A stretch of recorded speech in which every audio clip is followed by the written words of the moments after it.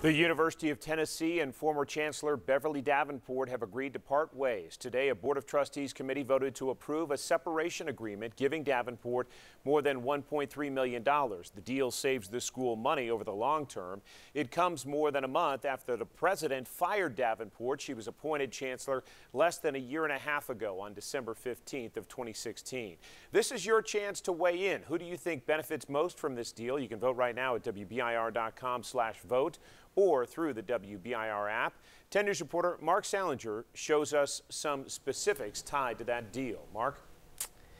Yeah, John, today will be Davenport's final day as an employee of the University of Tennessee. This marks an end to the rocky tenure for UT's first female chancellor. Aye. Ms. Price? With a unanimous vote, Aye. Beverly Davenport's time at the University of Tennessee came to an end Tuesday, just over a month after UT System President Joe DiPietro fired her as chancellor. The president has decided that an amicable resolution of a claim by or potential litigation with Dr. Davenport is in the university's best financial and other interests. Tuesday's meeting of the Board of Trustees Audit and Compliance Committee was the final step in approving the buyout. In the agreement, Davenport will receive $1.33 million and will resign as a tenured professor of the School of Communication. Most of the committee members called into a conference call for the vote. I think I, along with all the trustees, were very hopeful that when we hired our first female chancellor, it was going to be successful.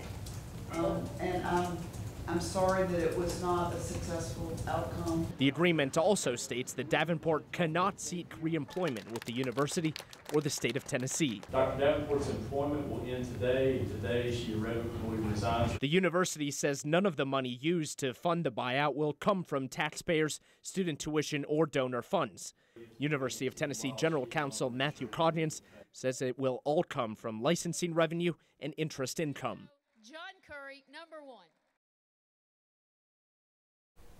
And Davenport was not at the meeting today, and we don't expect her to speak publicly about her firing. The agreement states she cannot make any comments that portray the University of Tennessee in a negative light or reflect unfavorably on the university. John?